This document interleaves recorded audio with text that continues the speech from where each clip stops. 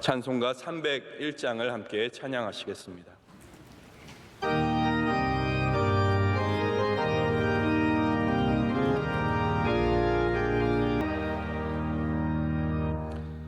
오늘 우리에게 주시는 하나님의 말씀은 욥기서 30장 9절로 15절까지의 말씀입니다.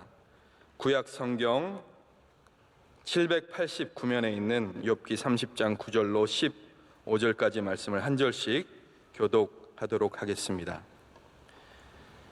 이제는 그들이 나를 노래로 조롱하며 내가 그들의 놀림거리가 되었으며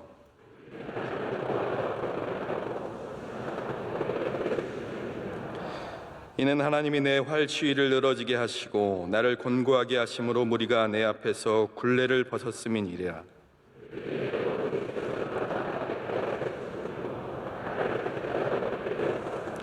그들이 내 길을 헐고 내 재앙을 재촉하는데도 도울 자가 없구나.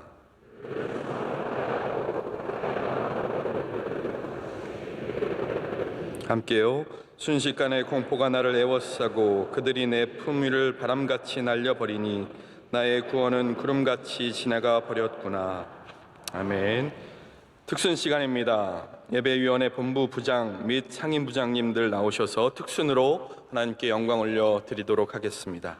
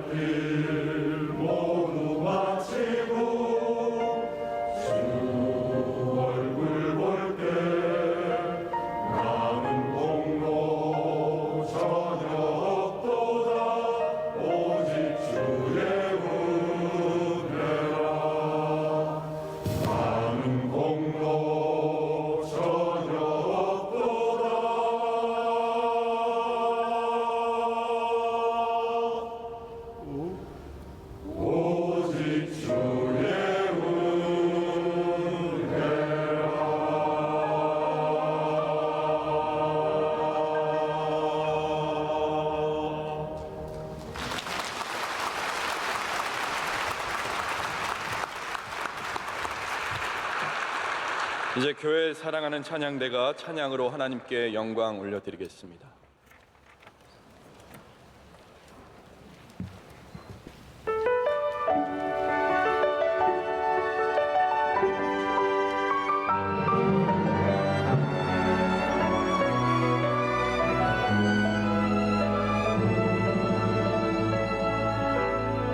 화려하지 않아도 정결하게 사는 삶, 가진 것이 없어도 감사하며 사는 삶, 내게 주신 작은 힘 나눠주며 사는 삶, 이것이 나의 삶의 행복이라오.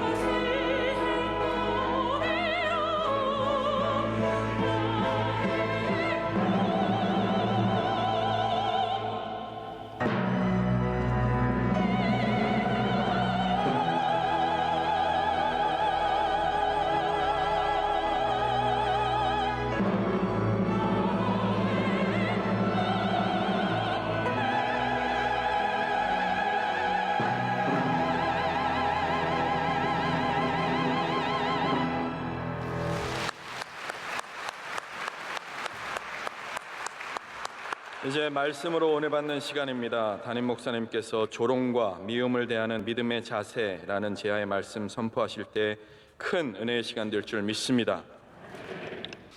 29장, 30장은 욥이 과거를 회상하는 그러한 장입니다. 29장은 지난주에 말씀드린 것처럼 은혜로웠던, 복이 넘쳤던, 참 귀했던 하나님께서 함께 하셨던 시간을 회고하는 것이라면 30장은 현실의 어려움을 토로하고 있는 그러한 장입니다.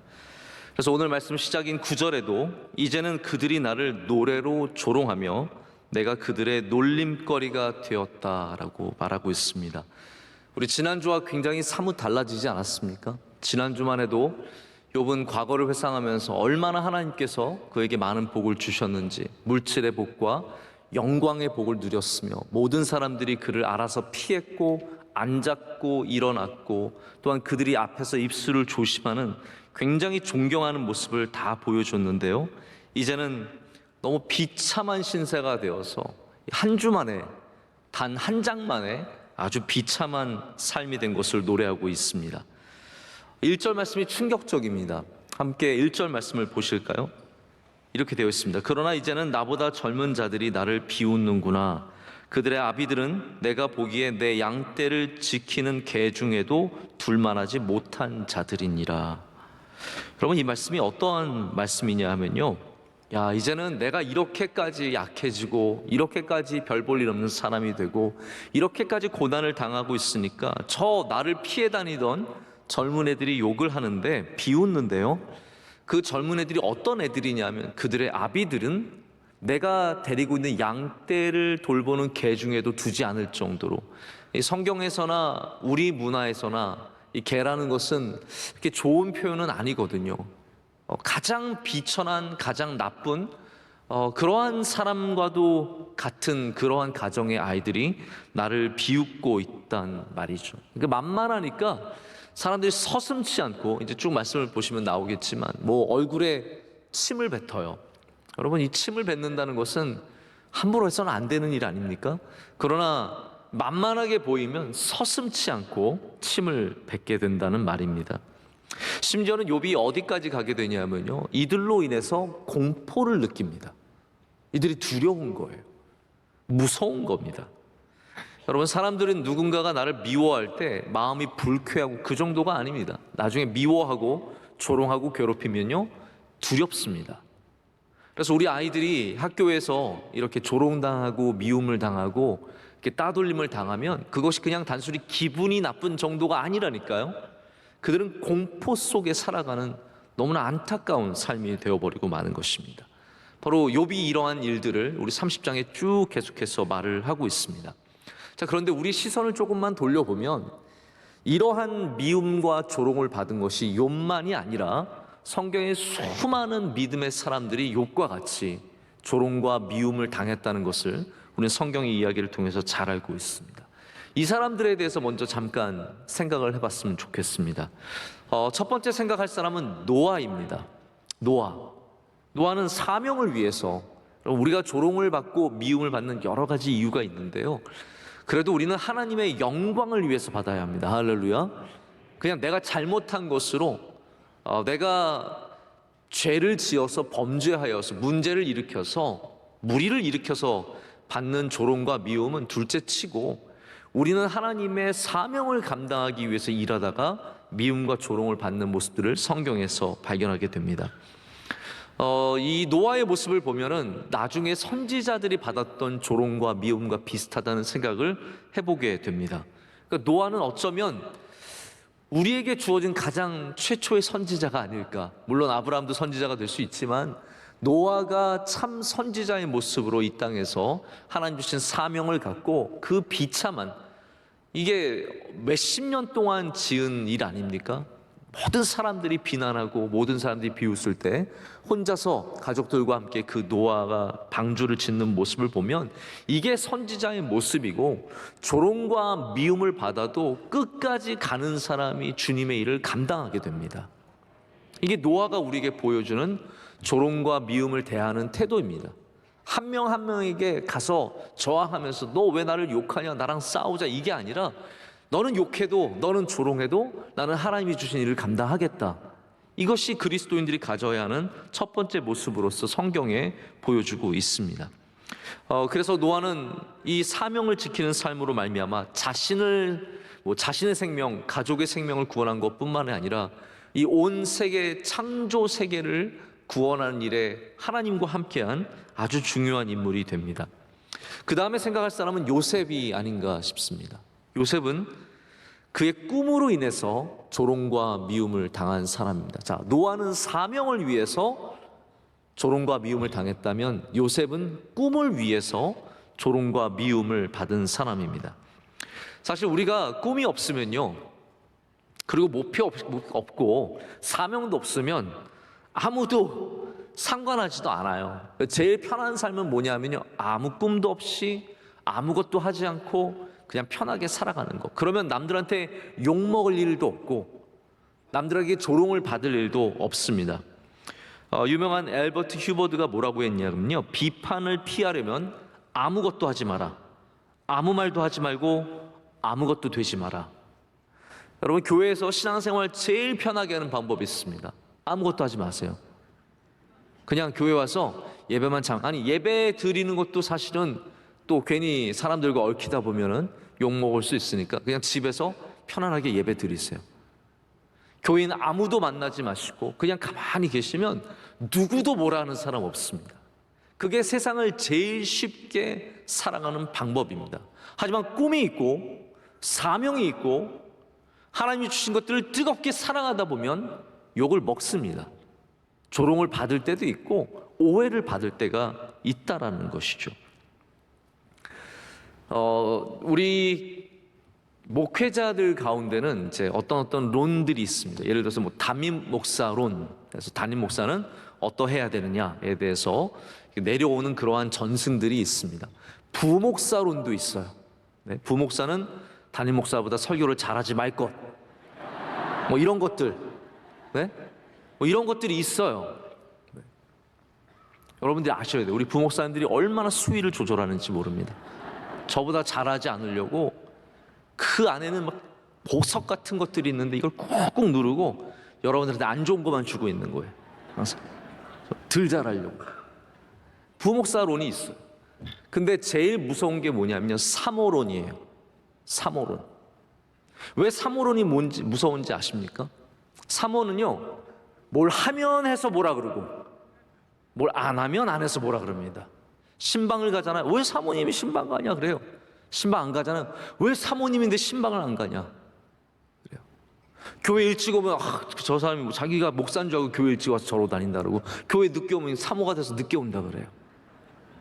이 옷을, 빨간 옷을 입으면 빨간 옷을 입는다고 뭐라고 하고, 까만 옷을 입으면 까만 옷을 입고. 그래서 사모는요, 그냥 죽어 지내야 돼요. 안 보이게 살살 다녀야 그게 사모론이라는 거죠. 욕 안 먹으려면 이렇게 아무것도 하지 말고 아무 말도 하지 말고 아무 꿈도 꾸지 말고, 이게 사실은 세상의 법칙입니다. 하지만 우리가 주님이 주신 꿈이 있으면 조롱과 미움을 넘어서야 합니다. 주님이 주신 사명이 있으면 사람들의 말은 신경 쓰지 말아야 합니다. 여러분, 어린 아이가 나와서 저는 꿈이 있어요, 저는 대통령이 될래요, 그러면 다들 박수 쳐줍니다. 그렇죠? 왜냐하면 어린아이니까 그럴 수 있는 거잖아요. 어린아이가 나와서 저는 노벨상을 탈래요, 그러면 와 박수 쳐줍니다. 근데 제가 나가서 저 대통령 되겠습니다, 그러면 미친 거 아니야? 라고 할 거 아니에요. 여러분, 꿈을 갖는다는 것이 절대로 쉬운 일이 아닙니다. 왜냐하면 사람들이 웃기게 생각하거든요. 나는 꿈이 있습니다, 나는 정말 이 사업을 통해 하나님께 큰 영광 돌리고 싶습니다 라고 말하면 사람들이 박수 쳐줄 것 같지만 아니라는 거예요. 저는 꿈이 있습니다, 훌륭한 음악가가 되어서 하나님께 영광 돌리고 싶습니다, 그러면 사람들은 그 안에서 다 계산기를 두드려 봅니다. 너는 무슨 대학을 나왔고, 너의 실력은 지금 어느 정도고, 너는 유학을 갔다 왔고 안 갔다 왔고, 너는 아무것도 아니네 라고 무시해버리죠. 여러분, 교회는 꿈꾸는 곳이 되어야 합니다. 할렐루야. 남의 꿈을 조롱하고 비웃는 것이 아니라 누군가의 꿈을 격려하며 축복하는 곳이 되어야 합니다. 선교의 꿈과 사업의 꿈과 정치의 꿈과 문화계를 이끄는 꿈과 이 수많은 꿈들을 꾸는 사람들을 그 나이와 상관없이 70에도 꿈을 꿀 수 있고 80에도 꿈을 꿀 수 있고, 할렐루야. 그러나 20에도 편하게 살려면 20살이 먹어도 꿈이 없는 거예요. 왜냐하면 그냥 이 세상에 힘든 거 싫은 겁니다. 그냥 편하게 사는 게 좋은 거죠. 요셉이 편하게 살려고 했다면 꿈 따위는 꾸지 말았어야 하고 절대로 말도 해서는 안 되는 겁니다. 하지만 요셉은 꿈을 말하는 사람이었습니다. 여러분, 꿈을 말해야 합니다. 우리는 그렇게 생각하죠. 아, 요셉이 입이 싸가지고 저거 하나님이 주신 꿈을 저렇게 그거 형들한테 말하면 미움 당하는 거 뻔히 아는데, 아니에요. 꿈이 너무 귀하다 보니까 말하지 않고서는 감당할 수가 없는 겁니다. 진짜 꿈이 있으면요, 말하게 되어 있습니다.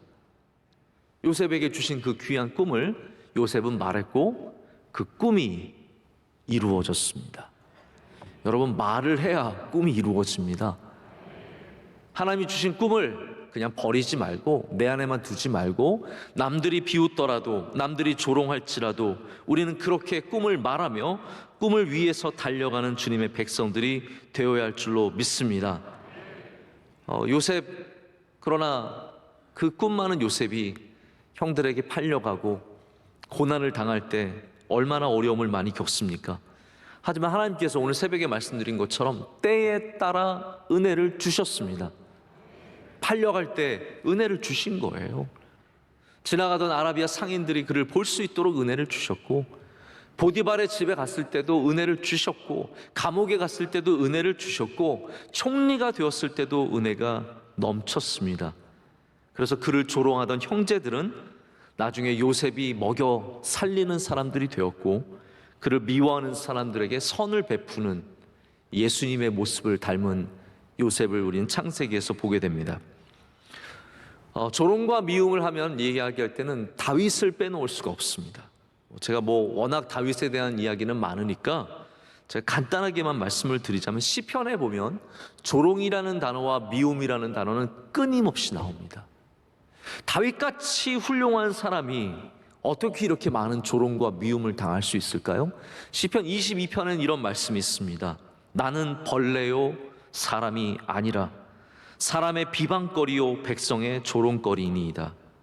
나를 보는 자는 다 나를 비웃으며 입술을 비축거리고 머리를 흔들며 말하되. 이게 다윗의 신세였다라는 거죠. 이것은 또한 우리에게 무엇을 말하냐면, 지금 누군가가 비웃어도 하나님의 은혜 가운데 우리는 넉넉히 이겨낼 수 있다는 말입니다. 다윗에게는 항상 그런 일이 있었거든요. 야, 네가 촌동네 사람이 뭘 하겠냐, 너 막내가 뭘 하겠냐, 너 알지도 못하면 좀 뒤에 가 있어라, 형들이 전쟁을 할게. 그런 수많은 조롱 속에서 다윗은 절대로 넘어지지 않았습니다. 보십시오, 다윗이 언제 그런 곳에서 넘어졌습니까? 우리 하나님을 믿는 사람은요, 믿음이 강해야 됩니다. 조롱하는 거에 넘어지면 안 됩니다. 미움에 넘어지면 안 됩니다.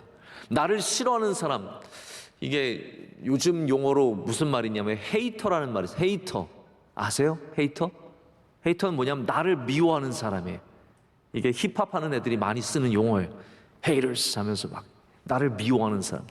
세상에는 항상 나를 사랑하는 사람과 미워하는 사람과 못살게 구는 사람, 이 세 종류의 사람들이 있습니다. 다시 말씀드릴게요. 굉장히 중요한 분류예요. 나를 사랑하는 사람들과 나를 미워하는 사람들과 나에게 못되게 구는 사람들이 있습니다. 여기에 굉장히 우리는 좋은 반응을 각각 할 줄 알아야 합니다. 나를 사랑하는 사람들이 나를 위해서 말할 때는 귀 기울여 들어야 합니다. 그러나 나를 미워하는 사람이 나를 위해서 말할 때는 그것을 이겨내야 합니다. 그리고 나를 괴롭히는 사람들이 말할 때는 무시해야 합니다. 이것이 굉장히 지혜로운 방식인데, 다윗을 보면 너무나 그것을 잘하는 거예요. 슬프고 괴롭죠. 여러분, 누가 나를 미워하는데 나는 행복해 그러고 다닐 사람 누가 있습니까? 그거는 정신력이 강한 게 아니라 약간 정신이 없는 거예요. 생각을 해보세요. 누가 나 미워하고 있고 막 밖에서 계속 떠들고 있고 사람들이 계속 죽이려고 달려들고 있는데 상관없어요 이러고 다니면요, 그건 조금 모자란 거예요. 사람들은 항상 문제의 심각성을 알아야 합니다. 문제가 어렵죠. 그러나 하나님께서 우리와 함께 하시면, 예수 그리스도께서 우리에게 은혜를 주시면 넉넉히 이겨낼 수 있다라는 거죠. 위대한 인물들이 다 사랑받은 게 결코 아닙니다. 여러분 꼭 아셨으면 좋겠습니다. 성경의 위대한 인물뿐만 아니라 역사의 위대한 인물들이 다 사랑을 받고 다 존경을 받은 게 절대로 아닙니다. 아브라함 링컨이 얼마나 많은 조롱과 미움을 받았습니까? 아브라함 링컨만큼 조롱을 많이 받은 대통령이 별로 없습니다. 우리는 키 크고 그러면 잘생겼다고 좋아. 한국 사람들 키 크면 무조건 잘생겼다고 하잖아요. 아니에요. 보세요. 키 크고 못생긴 사람 진짜 많아요. 키 크다고 다 좋아할 거 없어요. 아브라함 링컨이 그런 케이스예요. 키가 컸지만 미국 사람들 보기에도 별로 인물이 좋지 않은 거예요. 그러니까 인물에 대해서 늘 평가하고 사람들이 박하게 말했죠. 시골뜨기 변호사. 우리는 변호사는 다 대단한 줄 알지만 사실 변호사가 다 대단한 게 아니에요. 변호사도 아주 잘하는 변호사도 있고 그냥 겨우 변호사하는 사람도 있는데 모든 사람들이 봤을 때 링컨은 별거 아닌 변호사였어요. 그가 남북 전쟁을 이끌어가고 노예를 해방 발표하고 이 모든 일 속에 얼마나 많은 조롱과 미움을 받았습니까? 그런데 여러분 기억해야 할 것은 이겁니다. 영원하지 않습니다. 진리만 영원합니다. 할렐루야. 예수 그리스도만 영원하고요. 나머지는 영원하지 않습니다. 그렇기 때문에 우리는 확고한 믿음이 있다면 세상에 조롱과 미움이 있더라도 그 길을 걸어가야 합니다. 성경에 여러 인물들 제가 한도 끝도 없이 말할 수 있겠지만 한 분만 더 언급을 하자면 누구보다도 우리는 우리 주 예수 그리스도를 기억해야 합니다. 예수님은 조롱과 미움을 많이 받으셨습니다. 십자가에 달리셨을 때 로마의 병정들이 예수님을 조롱했습니다. 모욕했습니다. 사역하시는 내내 예루살렘의 권력자들이 끊임없이 예수님을 조롱하고 놀리고 모욕하고 미워하고 비방했습니다. 근데 예수님이 보여주신 것이 무엇입니까? 조롱과 미움에 절대로 무너지지 않으셨다라는 것이죠. 우리 성도들이 기억해야 할 것이 있습니다. 첫 번째, 여러분, 조롱과 미움을 거부하십시오. 할렐루야. 거부하세요. 거부하세요. 저는 오늘 말씀을 통해서 욥이 어떻게 이겨냈느냐가 아니라 성경이 우리에게 뭐라고 말하는지에 대해서 이 말씀을 좀 생각을 해보고자 합니다. 왜냐하면 욥은 지금 너무 마음이 힘든 거예요. 제가 보니까 욥의 마음이, 여러분 30장을 한번 읽어보시면 우리들의 마음과 그렇게 다르지 않습니다. 정말로 힘들어요. 27절 말씀을 보면 내 마음이 들끓어 고요함이 없구나, 환난 날이 내게 임하였구나 라고 말합니다. 우리는 욥이 굉장히 멘탈이 강한 줄 알죠? 지금까지 이 친구들과 계속해서 언쟁을 하는 걸 보십시오. 욥이 굉장히 강한 사람인 것 같지만 아니에요. 지금 욥의 마음에는 이것 때문에 잠들 수 없을 정도로 괴로운 마음이 많은 겁니다. 들끓어요. 이 안에서 고요함이 없는, 계속 시끄럽게 뭔가가 말하고 있는 어려운 삶을 살아가는 것이죠. 여러분 밤에 윗집에서 쿵쾅거리는 거 경험해 보신 적 있으십니까? 잠을 자야 하는데 계속 윗집에서 쿵쾅쿵쾅거리고 막 뛰어다니고 막 바닥을 끄는 소리, 물건 떨어지는 소리 들리면 얼마나 힘듭니까? 여러분 그 사람들의 소리가 내 안에서 이걸 받아들이게 되면, 자꾸 그걸 보게 되면 그 다음부터는 그것이 내 안에서 끊임없이 소리를 내고 소리를 지르고 그것으로 인해서 우리는 평안을 누릴 수가 없게 됩니다. 여러분 우리는 빨리 그것을 버려야 할 줄로 믿습니다. 그리고 예수님의 말씀으로 채워 넣어야 합니다. 그래야 우리가 이 조롱과 비난에 무너지지 않을 수 있는 사람들이 됩니다. 자, 성경이 말하는 것에 대해서 좀 함께 생각을 해보겠습니다.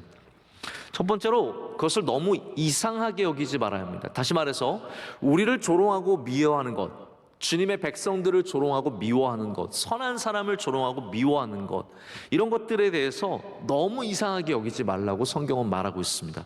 요한 1서 3장 13절의 말씀입니다. 형제들아, 세상이 너희를 미워하여도 이상히 여기지 말라. 아멘. 베드로는 시험을 당할 때 이상히 여기지 말라라고 했고요. 요한은 세상이 너희를 미워할 때 이상하게 여기지 말라라고 말합니다. 자, 우리가 이상하게 여긴다, 이 말이 어떤 말이냐 하면요, 이래서는 안 되는데 이게 맞아? 라는 생각이라는 거죠. 나를 미워한다고? 내가 얼마나 괜찮은 사람인데, 내가 얼마나 훌륭한 사람인데. 아니, 언제든지 누구에게나 조롱과 미움은 생길 수 있습니다. 지금은 우리나라 최고의 거의 완벽한 캐릭터는 유재석밖에 없는 것 같아요. 나머지는 다 끝났어. 다 뭔가가 다 있어. 이렇게 두들기면 다 나와요. 근데 저는 분명하게 유재석도 두드리면 나올 게 있을 거예요. 언젠가 그런 날을 만날지 몰라요. 수많은 연예인들과 수많은 정치인들과 수많은 사업가들이 다 여기에 걸립니다. 마틴 루터가 종교 개혁을 일으키고 그가 얼마나 선한 일을 한 겁니까? 믿음으로 돌아가자고, 우리 은혜로 돌아가자고, 우리 말씀으로 돌아가자고 가장 정말로 중요하고 완벽한 이야기를 했는데 얼마나 많은 사람들이 마틴 루터를 미워했습니까? 그를 증오하고 그를 죽이려고 하고. 카톨릭은요, 여러분 역사를 한번, 종교개혁 역사는 여러분께서 한번 보실 필요가 있어요. 왜냐하면 종교개혁할 때 카톨릭이 기독교를 정말로 많이 미워했습니다. 제가 이거는 이야기를 드리면 시간이 될지 모르겠는데 하나 재밌는 얘기 드릴게요. 자, 재밌는 얘기라니까 일어나세요. 네. 우리 기독교 안에서도 개신교들이 문화나 이런 면에서 좀 분별을 잘 할 줄 알아야 되는데, 제가 보면은 약간 그런 게 우리나라가 좀 떨어져요. 그런 의식이. 이제 그 중에 하나가 뭐냐면 Sacred Heart라고 하는 그림입니다. Sacred Heart는 뭐냐면 거룩한 심장이라는 뜻이잖아요. 이게 뭐냐 하면 여러분도 그거 보신 적 있으실 거예요. 예수님 그림에 심장이 있어요. 보신 적 있으세요? 그리고 거기 막 그 가시면류관 둘려져 있고 거기서 막 피나는 거 전혀 안 보신 것처럼 그러세요. 이거 많이 보셨을 텐데, 이거 집에 걸려 있으신 분도 굉장히 많아요. 근데 이게 어떤 전통을 갖고 있냐면 카톨릭 전통을 갖고 있는 그림이에요. 그래서 미국에는 Sacred Heart University라고도 있고 굉장히 중요한 그림인데, 이 배경 역사가 우리 개신교는 사실 걸면 안 되는 역사예요. 왜냐하면 종교개혁이 있은 다음에 한 수녀의 꿈에 예수님께서 나타나셨어요. 수녀의 꿈에. 그리고 예수님께서 그 수녀에게 말씀하시기를, 저 마틴 루터랑 저 종교개혁자들 쟤네들이 너무 나쁜 짓을 해서 내가 심장이 이렇게, 심장에서 피가 나고 있다, 내가 이렇게 가슴이 아프다 라고 나타난 그림이 바로 Sacred Heart예요. 그러니까 이 그림은 사실은 당연히 기독교, 우리 개신교에게 굉장히 적대적인 그림이죠. 근데 지금 우리가 거의 그 그림 개신교 교회 상관없이 다 걸게 되는 것 같습니다. 마틴 루터가 이렇게 옳은 일을 했지만 그가 얼마나 많은 고난과 어려움을 당했는지 모릅니다. 심지어는 마틴 루터의 역사를 보면은 마틴 루터가 죽기를 원해서 지금으로 말하자면 자살을 할 정도로, 시도를 할 정도로 굉장히 심각한 우울함과 어려움을 겪었던 것이 기록에 나와 있습니다. 여러분, 이것이 세상의 모습이라는 거예요. 조롱하고 미워하는 것이 세상의 모습입니다. 왜냐하면 우리 세상은 아까도 말씀드렸지만 불완전한 곳입니다. 완전한 곳이면 그러면 안 되겠죠. 우리는 에덴 동산을 떠난 이후로 이 불완전한 세상에 살면서 영원토록 인간의 불완전성 때문에 끊임없이 미워하고 증오하고 시기하고 질투하고 이렇게 조롱하는 일들이 이어질 수밖에 없습니다. 그렇기 때문에 우리는 이상하게 여기지 말아야 돼요. 당연하구나. 제가 교회 얘기를 해서 죄송하지만 교회를 섬길 때도 마찬가지입니다. 교회를 섬기면 사람들이 다 칭찬해주고 박수 쳐줄 것 같죠? 그렇지 않습니다. 젊은 사람이 열심히 해보세요. 야, 젊은 애가 왜 저렇게 나대? 라고 얘기를 합니다. 저 젊어가지고 뭐 저렇게 나서? 라고 얘기를 합니다. 연세가 드셨는데 열심히 하잖아요? 그러면 야, 그 정도 하고 물러서지 뭘 아직도 하고 있어, 이렇게 얘기를 해요. 도대체 그러면 몇 살의 일을 해야 가장 칭찬받을 수 있을까요? 아니에요. 20살도 일해야 되고 80이 되어도 일해야 되고. 할렐루야. 교회를 섬기는 거에 나이가 무슨 상관입니까? 상관이 없는 건 아니지만 그걸 갖고 뭐 젊으면 젊어서 나든다고, 나이가 있으면 나이가 있다고 뭐라고 하고, 이게 그래요. 다 그렇다는 말이에요. 목회자도 마찬가지입니다. 목회자가 열심을 내잖아요. 우리 전에 계셨던 목사님, 굉장히 열심히 쓰셨던 목사님 거 아시죠? 네. 전임 목사님. 네. 굉장히 열심히 쓰신 목사님이잖아요. 목사님이 열심히 하면 사람들은 우리 목사님은 세상에서 어떻게 사는지 몰라서 교회만 나오라고 절해라고 하잖아요. 제가 이제 또 쉬게 해주잖아요. 그래, 우리 목사님 열정이 없어. 그래, 우리 목사님, 새로운 목사님은 열정이 없어. 제가 길게 하면은 야, 긴데 알맹이가 없어 라고 말하고요. 짧으면 준비를 안 했네 라고 말합니다. 다시 말해서 여러분이 그렇다는 것이 아니라 세상이 다 그렇다라는 거예요. 어떤 일을 하든지 조롱과 미움은 항상 있을 수밖에 없습니다. 그런데 우리가 그것을 붙잡고 내가 칭찬받는 거에만 목적을 두고 살면 안 된다라는 거죠. 내가 사람들에게 박수만 받는 거 목적으로 두고 살면은 우리는 날마다 낙심할 수밖에 없습니다. 그래서 우리는 우리 주 예수 그리스도를 바라봐야 돼요. 그렇지 않으면 넘어질 일이 너무 많은 거예요. 조롱 받겠죠. 미움 받겠죠. 그러나 주님을 바라보는 사람은 넘어지지 않는다는 말입니다. 갈라디아서 1장 10절에는 그래서 이렇게 되어 있습니다. 이제 내가 사람들에게 좋게 하랴 하나님께 좋게 하랴 사람들에게 기쁨을 구하랴 내가 지금까지 사람들의 기쁨을 구하였다면 그리스도의 종이 아니니라. 무슨 말입니까? 사람들의 기쁨이 목적이 아니라는 겁니다. 기쁨이 있을 수도 있고 없을 수도 있습니다. 그러나 더 중요한 것이 있다는 거죠. 그것이 무엇입니까? 하나님, 우리 주 예수 그리스도. 그 위에 제일 중요한 것이 흡족이 되면, 만족이 되면 그 다음에는 그렇게 중요한 건 아니라는 거예요. 물론 저도 여러분 말씀을 전할 때 여러분이 기뻐하시고 좋아하시고 은혜가 넘치고 이런 게 훨씬 더 좋죠. 그러나 때로는요, 목회자는 교인들이 싫어하는 말도 할 수 있어야 합니다. 왜냐하면 여기가 인기 끄는 자리가 아니잖아요. 여러분, 제가 우리 교회 다니시는 분, 제가 뭐 한마디 해도 바로 떠나실 거예요? 저와 여러분의 관계가 그 정도밖에 안 됩니까? 내가 좋아하는 말이면 듣고 싫어하는 말이면 교회 떠나가는 그러한 신앙이십니까? 아니잖아요. 우리가 나의 의견보다 더 중요한 하나님의 말씀이 있다는 건 알아야 되잖아요. 그렇기 때문에 때로는 기쁘기도 하고 때로는 조금 아닐 수도 있는 거예요.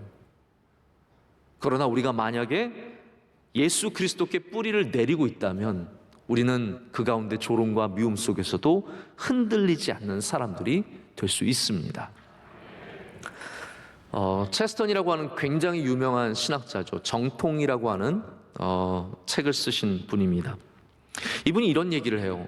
계곡에서는 온통 아름다운 것들이 보이지만, 잘 들어보세요. 짧은 말이니까 잘 들어보세요. 계곡에서는 온통 아름다운 것들이 보이지만 정상에 올라가면 자잘한 것들만 보인다 라고 말합니다. 이게 저도 처음에 금방 캐치가 안 되더라고요. 영어로 써 있는 걸 제가 봤는데요. 이게 무슨 말일까? 근데 제가 조금만 이 말을 생각을 해보니까 너무 이해가 되는 거예요. 낮은 곳에 있을 때는요, 모든 것이 다 아름답습니다. 계곡을 보세요. 나무도 예쁘고 물도 예쁘고 계곡이 얼마나 그 아름답게 흘러갑니까? 그런데 우리가 산 정상에 올라가면요, 나무가 없어요. 높은 산 정상에 올라가 보십시오. 나무 없습니다. 풀도 없습니다. 다 자잘한 것들. 심지어는 뭐 대청봉 같은 데 올라가면은요, 나무가 바람을 맞아서 완전히 눌려 있고 완전 누워 있는 나무들만 있고 아무것도 아름다운 것은 없어요. 다시 말하자면 우리가 조금만 더 높이 올라가도 사실은 아름다운 것들은 점점 사라질 수밖에 없다라는 겁니다. 교회에서 조금만 높은 곳에서 일해 보십시오. 아름다운 게 별로 없어요. 고생스러운 것만 많아요. 힘든 게 많아요. 가정이 굉장히 아름다워 보이죠. 연애할 때는 계곡이에요. 연애할 때는 계곡이라서 거기서 막 놀면 너무 환상적이고 막 거기 모든 시간들과 먹는 것과 여행하는 게 다 좋지만 결혼하면 산 정상이에요. 다 자잘한 것들밖에 없어요. 어려운 것밖에 없다라는 거죠. 중요한 일을 할수록 높음과 영광이 있기보다는 바람이 많이 불고 누르는 것들이 많아질 수밖에 없습니다. 그것을 당연하게 여기는 것이 신앙이라는 거죠. 당연하다는 겁니다. 우리는 어떠한 자리에서든지 이 세상의 모습을 당연하게 여기고 그 가운데 하나님을 기쁘시게 하는 것에 힘쓰는 자들이 되어야 할 줄로 믿습니다. 두 번째는 붙잡히지 말고 앞으로 나아가야 합니다. 할렐루야. 붙잡히지 말고 앞으로 나아간다. 자, 여러분 좀 제가 상기를 시켜드릴 겸 공기를 상기시켜드릴 겸 제가 별로 하지 않는 건데 좀 따라해 보시길 바랍니다. 붙잡히지 말고 앞으로 나아가라. 네. 붙잡히지 말고 앞으로 나아가라. 미움과 조롱에 자꾸 발목을 잡히면 안 됩니다. 우리가 원한을 품는 게 아니라요, 원한이 우리를 품게 됩니다. 우리가 누군가가 미워지고 누군가가 싫어지면 우리가 그 원한을 붙잡고 있는 게 아니라 그 원한이 우리를 꼭 붙잡고 절대로 놔주지 않습니다. 여러분이 그 미움을 벗어버리기 전까지는 그 원한이 여러분의 발목을 딱 잡고 한 발짝도 앞으로 못 나가게 합니다. 그래서 원한을 가진 사람은요, 과거에 살고 있는 겁니다. 현재를 살지 못하고 앞으로도 나아가지 못합니다. 원한과 미움을 반드시 넘어서야 우리는 현재를 살 수 있고 미래를 살 수 있는 사람들이 됩니다. 그래서 원한은 앞으로 전진하는 사람을 더 이상 못 잡습니다. 여러분이 만약에 나는 앞으로 갈래, 나는 앞으로 가야 해, 나는 예수님처럼 앞을 바라보고 가야지 하고 가시잖아요. 그럼 원한은 여러분을 잡을 수가 없습니다. 근데 나는 저 미워하는 사람, 저 사람과 그냥 함께 살고 싶은 거예요. 저 사람과 계속 싸우고 싶고 나를 조롱하는 사람, 저 사람만 바라보고 싶고, 그러면 절대로 거기를 벗어날 수가 없습니다. 거기에만 살게 되어 있습니다. 성경이 우리에게 가르쳐주는 건 이겁니다. 예수님께서 왜 인내하셨네, 왜 모욕을 참으셨느냐, 왜 조롱과 이 모든 것들을 이겨내셨느냐, 앞을 바라보셨기 때문이다 라고 말하잖아요. 히브리서 12장 2절의 말씀입니다. 믿음의 주요 또 온전하게 하신 이 예수를 바라보자. 그는 그 앞에 있는 기쁨을 위하여 십자가를 참으사 부끄러움을 개의치 아니하시더니 하나님 보좌 우편에 앉으셨느니라. 아멘. 앞에 있는 것을 바라보셨기 때문에 조롱과 미움은 넘어서실 수 있으셨습니다. 여러분 생각해 보세요. 예수님께서 십자가에 달리셨는데 계속 조롱하는 사람들과 싸우고 있어요. 너 그럴래? 너 개기면 죽는다. 막 그 뭐 올려주면 안 먹는다니까. 저리 가. 발로 막 팍팍 차고 막. 예수님 십자가에서 그 미워하고 조롱하는 사람들과 계속 싸우고 있으셨으면 십자가의 사건이 완성이 될 수 있겠습니까? 예수님 그거 다 뒤로 하셨습니다. 앞으로 가셨습니다. 오직 앞으로 가셨습니다. 우리도 불필요한 것들은 과감하게 뒤로 던져버려야 합니다. 올해 있었던 어려운 일들 여러분 빨리 뒤로 던져버리십시오. 2022년에 하나님께서 크신 은혜 주실 줄로 믿습니다. 앞으로 나아가는 믿음의 자세가 필요합니다. 히브리서가 그래서 그걸 뭐라고 부르냐면요, 믿음이라고 부르는 거예요. 앞으로 나아가는 것이 뭐냐? 믿음이라는 거예요. 뒤에 붙잡혀 있는 것은 믿음이 아닙니다. 그것은 원망이요, 미움입니다. 그래서 오늘 이 말씀 히브리서 12장 2절의 말씀에도 믿음의 주요 또 온전케 하신 예수를 바라보자라고 말하면서 그는 그 앞에 있는 것을 위해서 부끄러움을 참고 개의치 아니하시고 앞을 향해 가셨다는 거예요. 믿음이 뭐냐? 믿음의 주가 어떤 일을 행하셨냐 하면 앞으로 가셨다라고 말씀하고 계십니다. 앞을 바라보는 것이 믿음이며 우리가 주신 하나님께서 우리에게 주신 일들을 감당하는 것이 믿음인 줄로 믿습니다. 예수님을 항상 따라가기를 원했던 바울도 조롱과 미움을 정말 많이 당했습니다. 근데 보십시오. 바울이 뒤에 묶여 있습니까? 아닙니다. 이 성이 나를 미워하고 나를 받아주지 않으면 어떻게 해서라도 이 성을 내가 뒤집어 봐야지 안 합니다. 발을 털고 앞으로 전진합니다. 할렐루야. 발을 털고 그 성에서 나와서 발을 털고 다음 성으로 갑니다. Move on. 가야 돼요. 전진해야 돼요. 거기 머물러 있어서는 안 된다라는 겁니다. 그랬기 때문에 복음에 전진이 있었던 겁니다.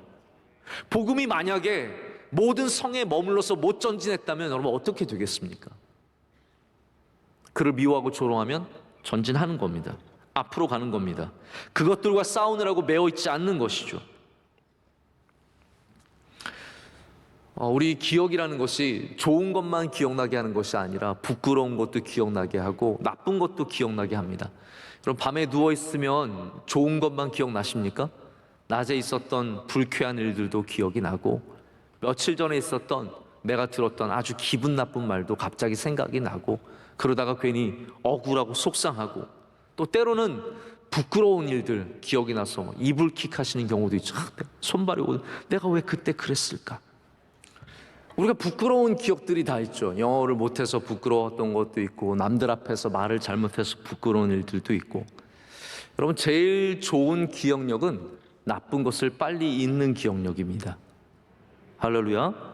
나쁜 것은 빨리 잊으셔야 합니다. 어려운 것은 빨리 잊으셔야 합니다.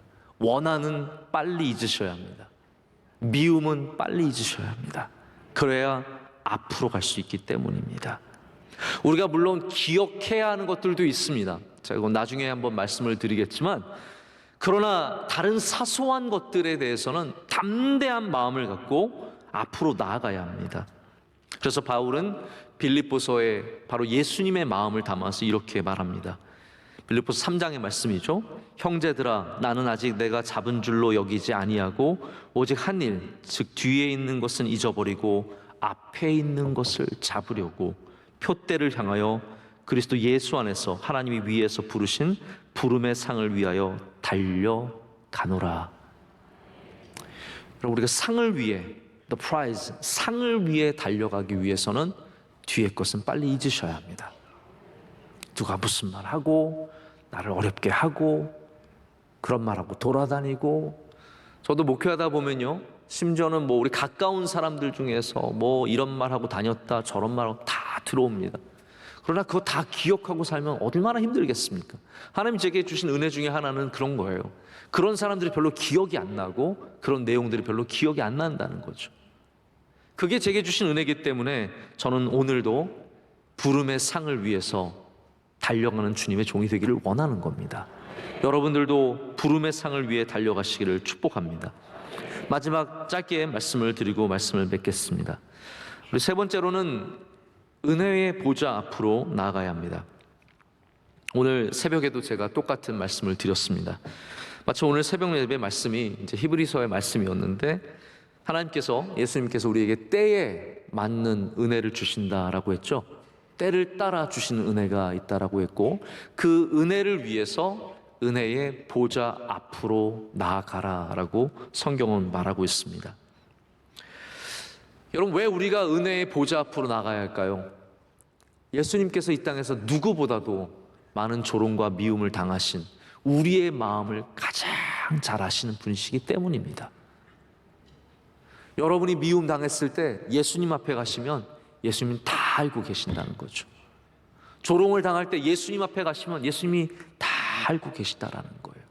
그 보좌 앞에 엎드리면 주님 우리를 위로해 주십니다.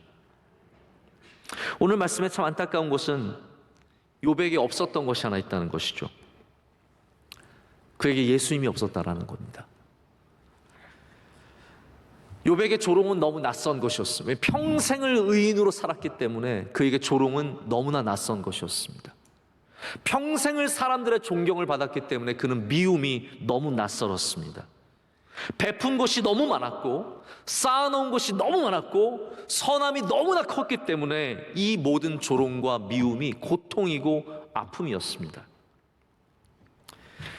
여러분 우리가 의인인 것을 돌아보지 말고 나는 옳고 나는 바른데 저 사람은 나쁘고 저 사람은 틀리고로 생각하지 마시고 우리는 조롱과 미움 속에서 나의 부족함 속에 주님 앞으로 나가야 합니다. 다시 말씀드립니다. 욥이 특별히 힘든 이유는 그가 자신이 온전한 사람이라고 믿는 믿음이 있었기 때문이거든요. 그러나 우리는 최소한 우리가 죄인임을 알지 않습니까? 우리가 부족함을 알지 않습니까? 그렇기 때문에 우리는 더 큰 은혜가 있습니다. 우리는 부족하기 때문에 그 말을 들을 수도 있는 것이고, 그렇기 때문에 은혜의 보좌 앞에 나아가면 주님께서 우리의 기도를 들으시고, 우리 모든 것을 아시는 주님께서 우리의 기도를 들으시고 위로하시고 여러분의 발을 붙잡아 주셔서 미움과 조롱에 넘어지지 않는 복된 삶을 살게 하실 줄로 믿습니다. 우리 함께 찬양하겠습니다. 우리 찬양하실 때 성령이 오셨네. 함께 찬양합니다.